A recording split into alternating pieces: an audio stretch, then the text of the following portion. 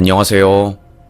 참 살다 살다 제 인생에 이런 일이 생길 줄은 상상도 못했는데 용기를 내서 이렇게 사연을 적어보게 되었습니다. 저는 고아예요. 탯줄이 달린 채로 버려진 고아였지요.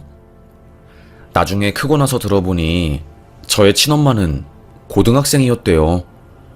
남자친구와 교제를 하던 중에 제가 생겼다는 것을 알게 되었고 그 사실을 남자친구, 그러니까 저의 아빠에게 통보하자 제 아빠는 무섭다는 이유로 엄마의 연락을 끊고 잠적한 거였죠.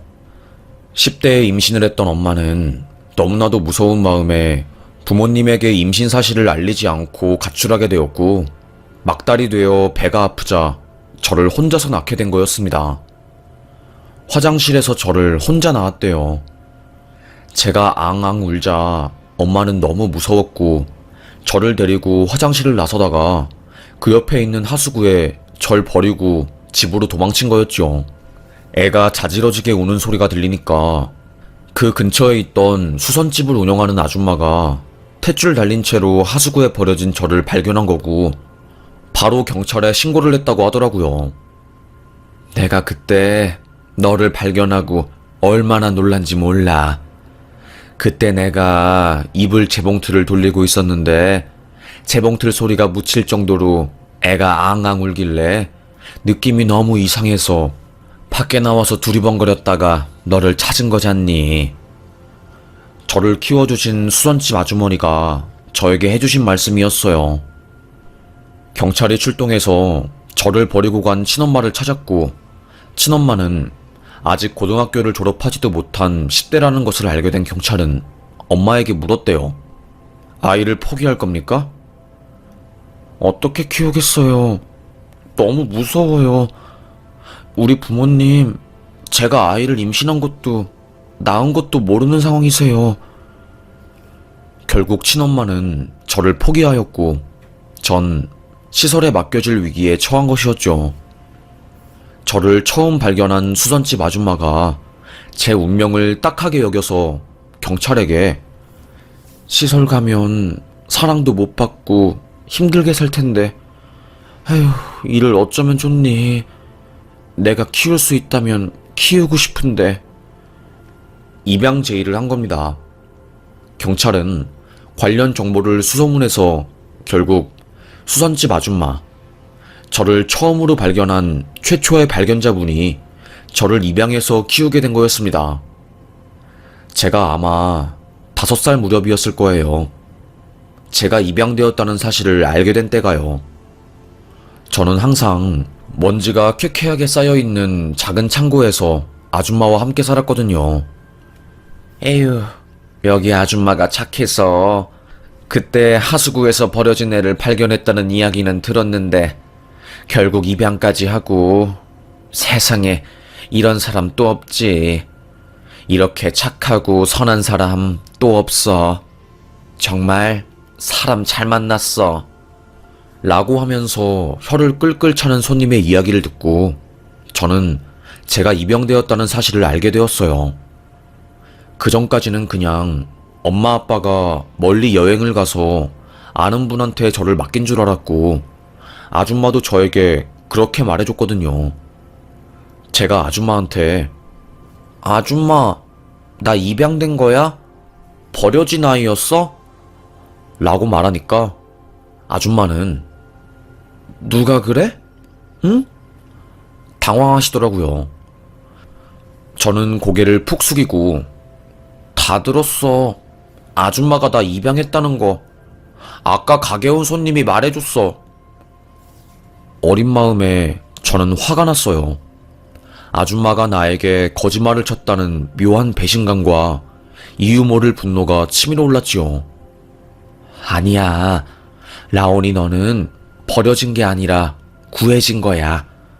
그래서 아줌마가 라온이를 구해서 이렇게 키우고 있는 거야. 라온이 친엄마는 라온이를 키울 형편이 안 되어서 어쩔 수 없이 라온이를 다른 사람한테 맡긴 거고 아줌마가 라온이를 너무너무 사랑하고 귀한 아이라고 생각을 해서 입양하게 된 거야. 저는 결국 저의 출생의 비밀을 알게 되었어요.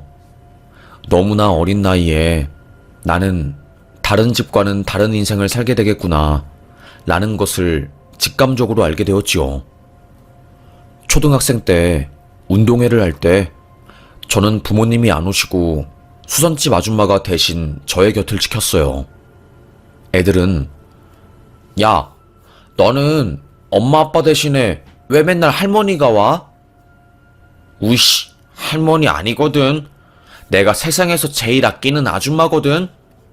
라고 답하면서 괜히 화를 냈습니다. 제 사정을 모르는 애들은 왜 할머니한테 아줌마라고 부르냐고 너 이상하다고 하면서 손가락질을 하거나 뒤에서 수군대기 일쑤였어요. 그런 순간들이 쌓이면 쌓일수록 저는 속상했고 마음의 분노가 치밀어 올라서 학교에서 애들이랑 싸우고 치고받고 그렇게 싸움꾼이 되어갔죠. 어느 순간 문제아가 되어버린 저는 학교에서 단단히 지키고 말았습니다. 아유, 미치겠다 너. 라온이 너 보호자 불러. 담임 선생님은 결국 수선집 아줌마를 학교에 불러서 저의 학교 생활에 대해서 다 폭로를 한 겁니다. 에휴, 라온이가 왜 그런지 모르겠는데 부모님 이야기만 나오면 학교에서 난리가 나요. 애들이 철이 없으니까 라온이한테 부모님 이야기를 하면서 약 올리는데 라온이는 그걸 못 참는 모양이에요. 저번 주에도 싸워서 준식이라는 아이가 눈에 멍이 들었어요. 수선집 아줌마는 저 때문에 학교에 불려가 듣지 않아도 될 이야기를 들으며 죄인처럼 죄송하다고 고개를 숙인 겁니다. 저는 너무너무 마음이 아팠어요. 그때 제가 정신을 차렸죠.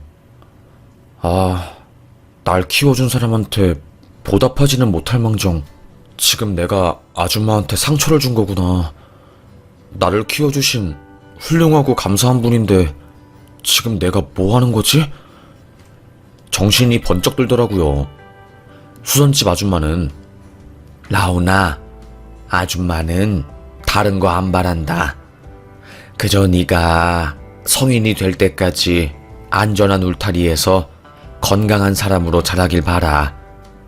그런데 이렇게 사고를 치고 공부도 안 하고 친구들이랑 싸우면 아줌마는 너무 속상하고 힘들어. 라온이 네가 건강한 어른으로 자라나서 사회에서 좋은 역할을 하는 사람으로 살 수 있을지에 대해서 의문이 들어. 아줌마는 처음으로 저에게 실망했다는 이야기를 한 겁니다. 아줌마가 라온이 너 키운다고 힘들게 사는 거 라온이는 곁에서 지켜봐서 잘 알 거야. 아줌마도 사실 참 사는 게 힘들어.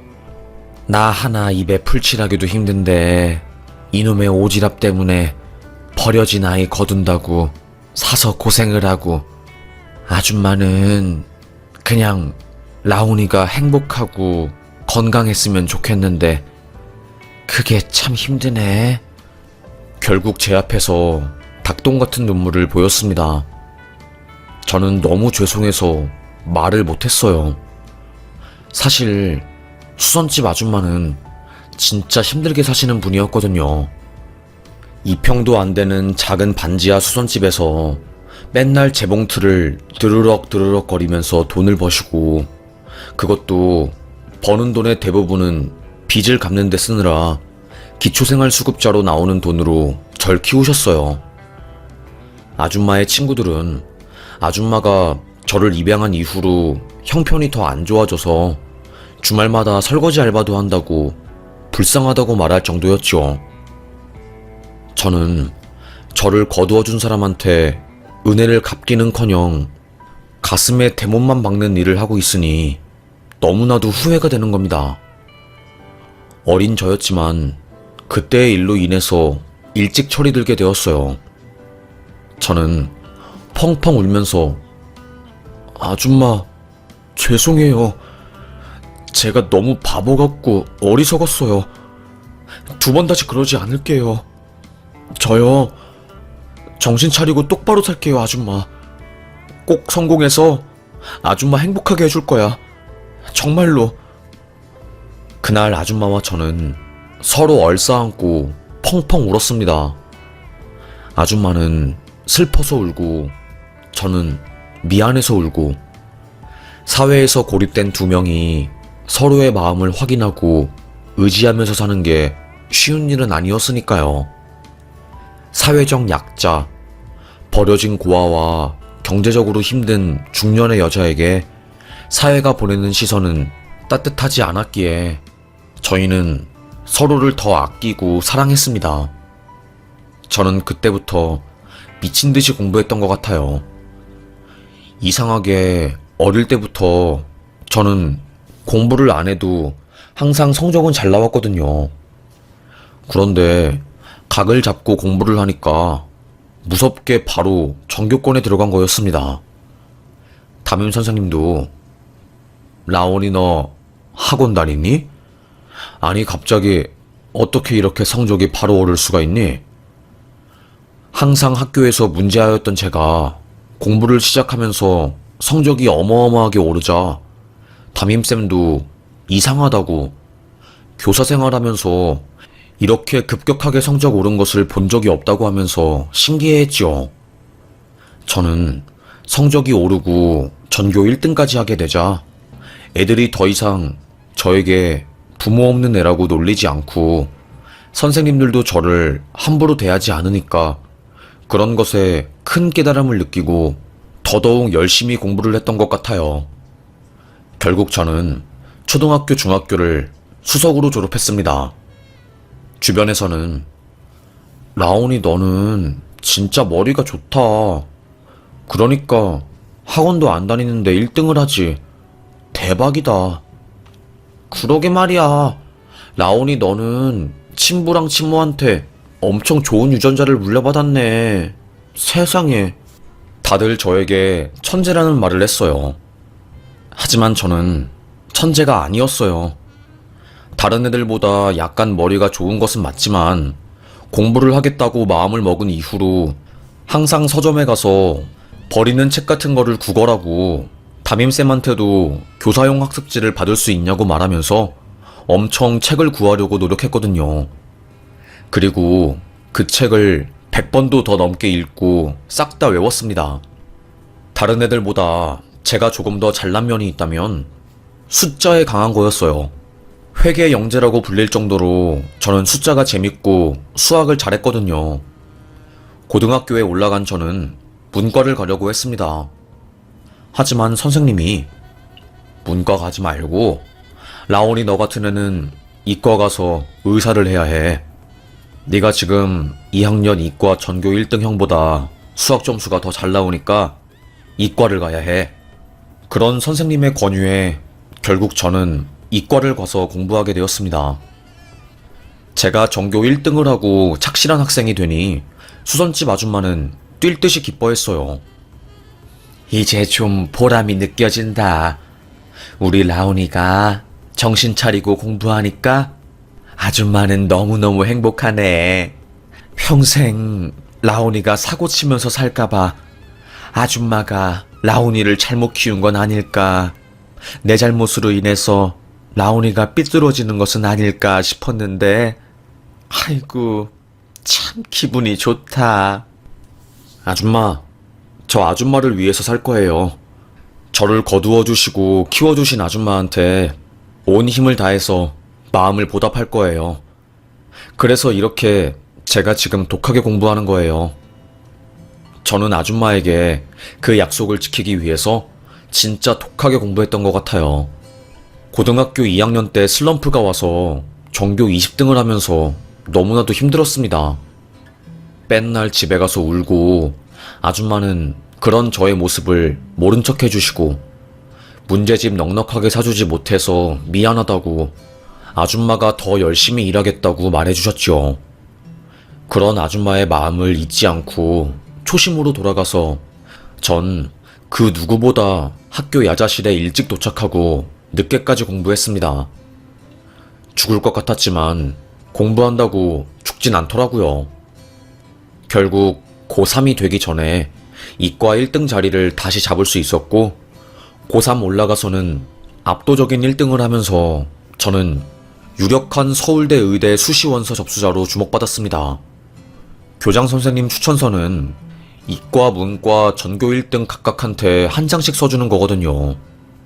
결국 고3 끝까지 전교 1등을 놓치지 않고 하게 되면서 저는 서울대 의대 수시원서를 넣게 되었고, 보란듯이 당당하게 합격하게 되었습니다.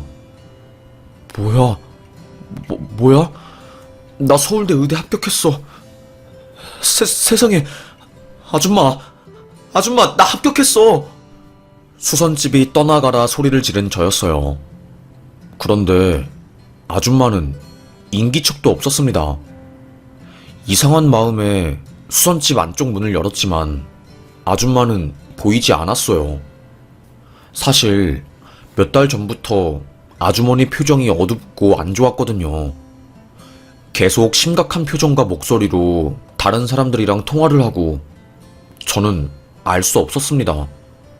아줌마에게 어떤 일이 벌어진 것은 직감적으로 알 수 있었지만 정확히 어떤 일인지는 알 수 없었어요. 그날 저녁, 초조한 마음으로 아줌마에게 서울대 의대 합격 소식을 전해주려고 뜬 눈으로 아줌마가 오길 기다렸어요. 그때 끼익거리는 철문을 열고 들어오는 아줌마에게 어디 갔어요? 저 서울대 의대 합격했어요. 드디어 그 학교에 합격했다고요. 이제 의사 되어서 아줌마 호강시켜줄게요. 진짜 이제 나만 믿어요. 아이고, 우리 라온이 정말 잘했다. 한 건 했구나. 아줌마는 저를 꼭 안아주었습니다. 하지만 기뻐하는 표정 속에서 이상하게 슬픈 얼굴이 보이더라고요. 그렇게 저는 고등학교 졸업 후에 대학을 다니기 위해서 상경을 했고, 기숙사에 들어가면서 아줌마와 떨어져 살게 되었습니다. 그러다가 갑자기 아주머니가 저에게 원래 20살이 될 때까지 너를 보호해주고 그 이후부터는 아줌마도 아줌마 삶을 찾으려 가려고 했어. 다행히 우리 라온이가 공부도 열심히 해서 의대에 입학하니까 아줌마는 더 이상의 걱정이 없다. 라는 말을 남긴 채 호련히 떠나버린 거였습니다. 수선집은 하루아침에 텅텅 비어버렸고 1학기가 끝나고 뒤늦게 집에 와서 아줌마의 편지를 보게 된 저는 어안이 벙벙했어요. 아는 사람들에게 아줌마의 행방을 수소문해서 찾으려고 해도 쉽지 않았어요. 그때 수선집의 단골 손님이 저에게 그러더라고요. 에휴, 몇 년 전부터 전 남편이 연락 와서 괴롭히고 협박하길래 힘들어하는 모습을 보긴 했는데 결국 감당하지 못하고 수선집을 떠난 모양이야. 새벽마다 자꾸 전 남편이 찾아와서 협박하고 그러니까 도망간 것 같아. 알고 보니 아주머니는 전 남편에게 협박을 받고 있었던 중이었고, 그래서 저에게 피해를 주고 싶지 않아서 자세한 말도 없이 제 곁을 떠난 거였습니다. 저는 경찰에 신고를 하려고 해봤지만 이건 신고 대상이 아니라는 차가운 말과 함께 퇴짜를 맞았어요. 저는 제 나름대로 저를 키워준 그 수선집 아줌마를 다시 찾아서 보답을 하려고 엄청 노력을 해봤지만 쉽지 않았습니다.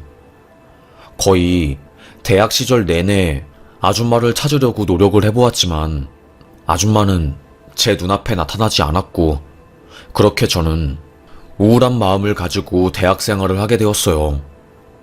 예과 본과를 마치고 대학병원에 들어가서 레지던트랑 전문의 시험을 보게 된 저는 다행히 우수한 성적으로 전문의가 되었고 대학병원에서 계속해서 남게 되었어요. 동기들은 너 개원하면 대박 날 것 같은데 왜 여기 남아있으려고 그러냐? 전문의도 땄는데. 그러게 말이다. 이상하게 개원 생각이 없네. 그냥 봉사하는 마음으로 응급실 지키려고. 나는 그게 좋다. 저는 이상하게 개원할 마음이 없었어요.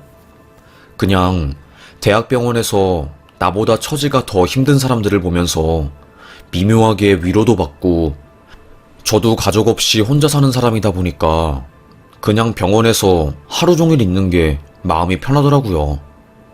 그래서 저는 병원에서 거의 뼈를 묻었죠. 그렇게 산지 거의 10수년이 흘렀어요. 예과 본과 시절만 해도 거의 10년이었으니까요. 매일매일 무미건조하게 죽어가는 환자들을 보고 또 온 힘을 다해서 진료를 하면 저는 영혼이 나갈 것 같은 기분을 느꼈습니다. 이렇게 사는 게 의미가 있나? 의사가 되면 행복해지고 삶이 더 나아질 줄 알았는데 나아지는 건 하나도 없고 오히려 외롭고 힘들고 고독해서 우울증만 더 심해졌네. 에휴. 저를 본 친구들도 야 라온아, 너는 진짜 안색이 무슨 당장 죽을 것처럼 안 좋냐? 왜 그렇게 힘들어해? 몰라. 나도 니들처럼 결혼하고 가정 꾸려서 살고 싶은데 그게 힘드네. 에휴, 너무 걱정하지 마. 다 자기 짝이 있더라. 저는 고개를 푹 숙였습니다. 외로웠어요. 나의 유일한 가족이었던 수선집 아줌마가 제 곁에 없으니까 심적으로 참 힘들더라고요. 또다시 버려진 기분도 들고, 하여튼 그렇게 저는 깊은 우울감을 느끼면서 하루하루 살고 있었습니다. 그렇게 살던 중 쉬는 날이라서 당직을 끝내고 병원을 나서려고 하는데 레지던트가 갑자기 저를 호출하는 겁니다. 선생님, 응급환자 왔어요. 빨리 와서 확인 좀 해주세요. 제 역량으로는 부족해요. 전문의 선생님이 지금 갑자기 쓰러지셔서 환자를 못 보세요. 뭐야. 아니, 한 달 만에 이제 병원 나가려고 하는데. 참 진짜 미치겠네. 알겠어. 저는 짜증 섞인 목소리로 화를 내면서 병원을 나가다 말고 다시 들어왔어요. 열이 부글부글 올라오더라고요. 응급실에 가보니까 세상에 온몸이 피투성이가 된 한 여자가 실려온 거였습니다. 어떻게 된 일이야? 환자 히스토리는? 극단적 선택하려고 차에 몸을 던졌다가 실려온 분이십니다. 폐 쪽 손상이랑 다발성 골절이 일어난 걸로 보여요. 기도 확보는 했고 혈액 검사도 끝낸 거지? 정형외과 전문의 선생님은 불렀어? 쇄골도 파열된 것 같은데 이거 파열된 쇄골 안쪽으로 들어가서 폐 찌르면 큰일 나니까 이거부터 엑스레이 찍어. 그리고 정형외과 전문의 오면 환자 넘기고.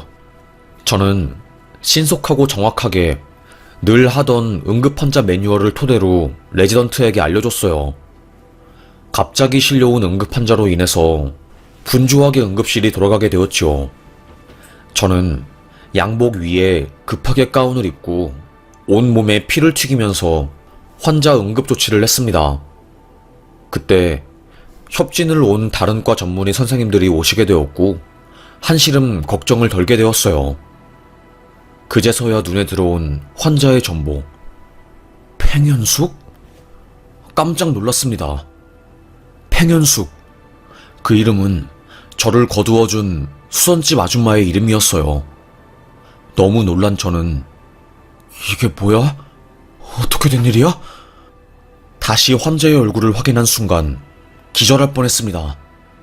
피범벅이 된 얼굴을 씻겨내니 수선집 아줌마가 보였고 저는 아줌마! 소리를 질렀지요. 응급실 간호사들이 다들 깜짝 놀라서 선생님, 무슨 일이세요? 왜 그러세요 갑자기? 저에게 물었습니다. 날 키워준 사람인데 아니 어쩌다가 세상에. 저는 순간 이성을 잃고 펑펑 울고 말았고 뒤늦게 정신을 차리고 달려온 응급실 전문의가 저 대신해서 환자를 돌보았습니다.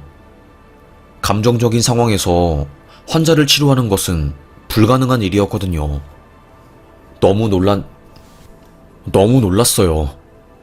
저는 휴게실에 들어가서 진정을 하고 있었습니다.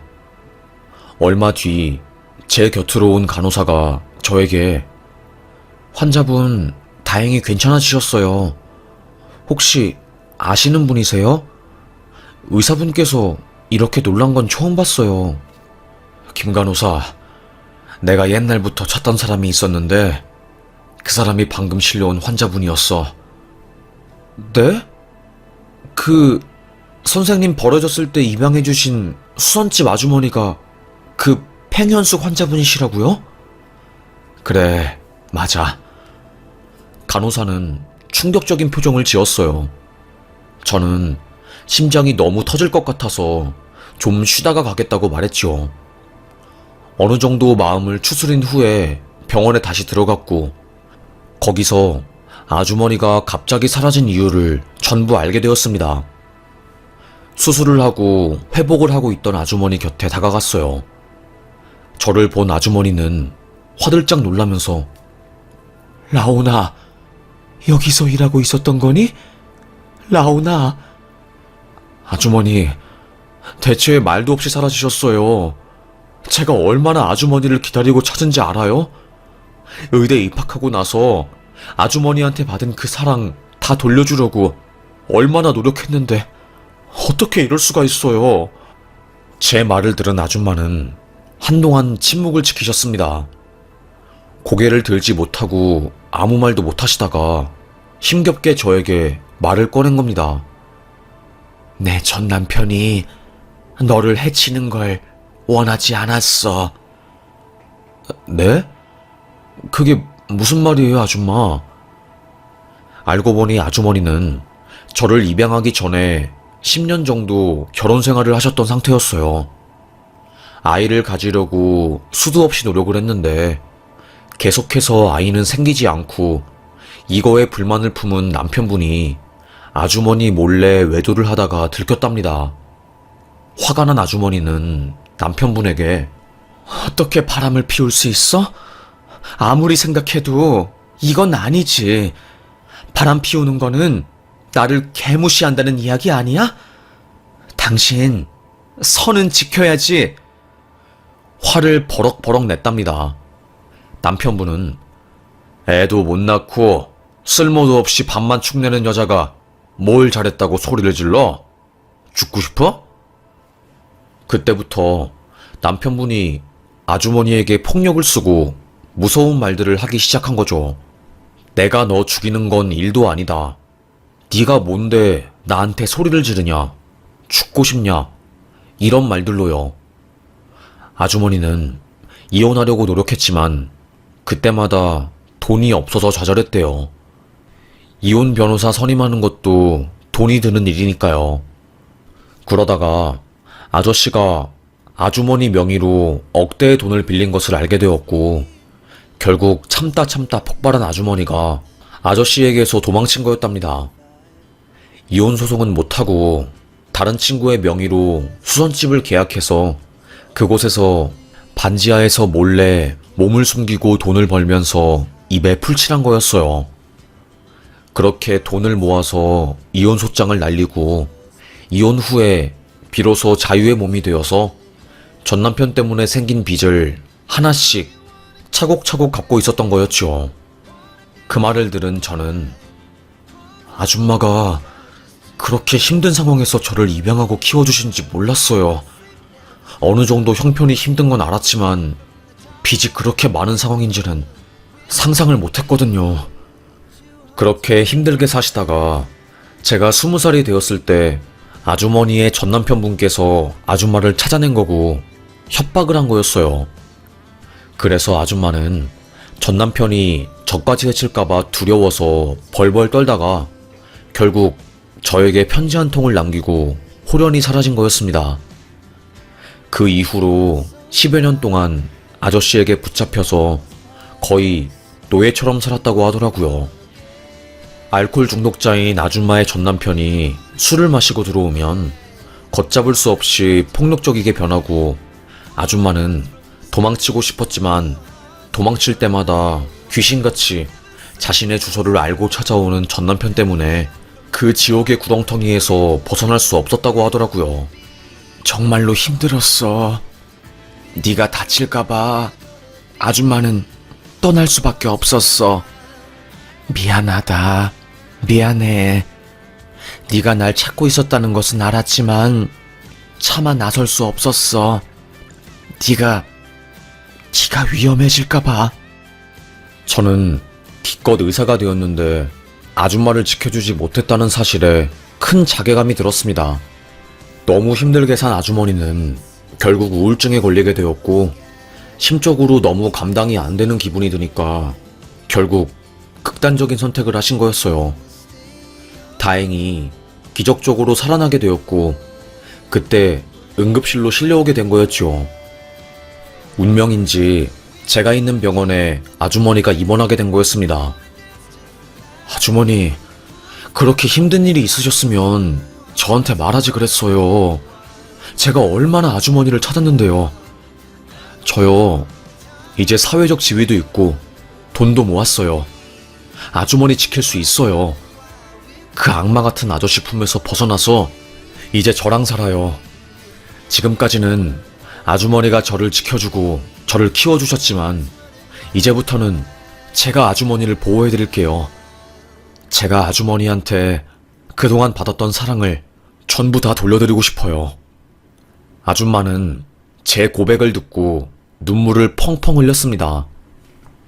라온아, 미안해. 너한테 이렇게 약하고 힘든 모습 보여주고 싶지 않았는데 정말 미안하고 고맙다. 우리 라온이가 내 인생의 복덩이였지. 힘들고 고독한 내 인생에 선물처럼 찾아온 라온이. 그렇게 저는 아줌마와 기적적으로 재회를 하게 되었고 경찰서에서 보호 신청을 해서 아줌마를 괴롭힌 아저씨로부터 접근 금지 명령과 거리 제한 조치를 받았어요. 병원에 실제로 아저씨가 찾아와서 난동을 부리고 소리를 질렀지만 저 여기 병원 응급실 담당 의사입니다. 앞으로 찾아오시면 경찰 부를 거고 누적되면 실형 살 수도 있습니다. 의료행위 방해하시는 분들 법적으로 아주 강하게 처벌되는 거 아시죠? 이렇게 말하면서 반협박을 하니까 네가 뭔데? 소리를 치는 그 악마 같은 아저씨도 더 이상 찾아오지 않더라고요. 제가 매번 경찰에 신고하고 강하게 나가니까 본인도 소리 지르는 걸로는 안 통한다고 생각했던 거였죠. 결국 아주머니는 그 악마 같은 아저씨의 소나기에서 벗어날 수 있게 되었고 저는 눈물을 펑펑 흘리면서 아줌마랑 재회했습니다. 그리고 저는 용기를 내서 말했어요.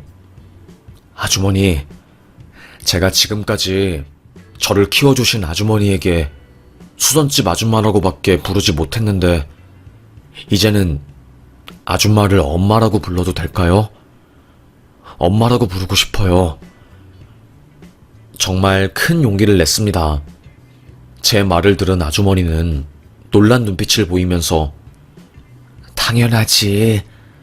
나도 사실 엄마라는 소리를 듣고 싶었지만 라온이 네가 부담스러워할까봐 차마 그렇게 부르라고 말하지 못했었는데 네가 나를 그리 불러준다니 너무 감동이지. 엄마, 이제부터 엄마라고 부를게요. 엄마, 진짜 나 이제부터 엄마한테 잘할 거야. 내가 못다한 효도 엄마한테 할 거야. 저는 엄마의 손을 꼭 잡았습니다. 낳은 정보다는 키운 정이라고 하수구에 버려져서 태생부터 불행한 저의 손을 잡아준 엄마에게 이제는 제가 손을 잡아주고 싶었지요. 보란듯이 잘 크고 보란듯이 행복한 사람이 되었으니까 이제는 지금까지 받은 사랑을 돌려주고 싶더라고요. 5개월간의 치료 끝에 퇴원한 엄마에게 저는 제가 지금껏 모은 돈으로 보금자리를 마련해줬습니다. 엄마 노후는 내가 책임질 거니까 걱정하지 말고요. 아들. 그리고 저는 대학병원에 사표를 냈어요.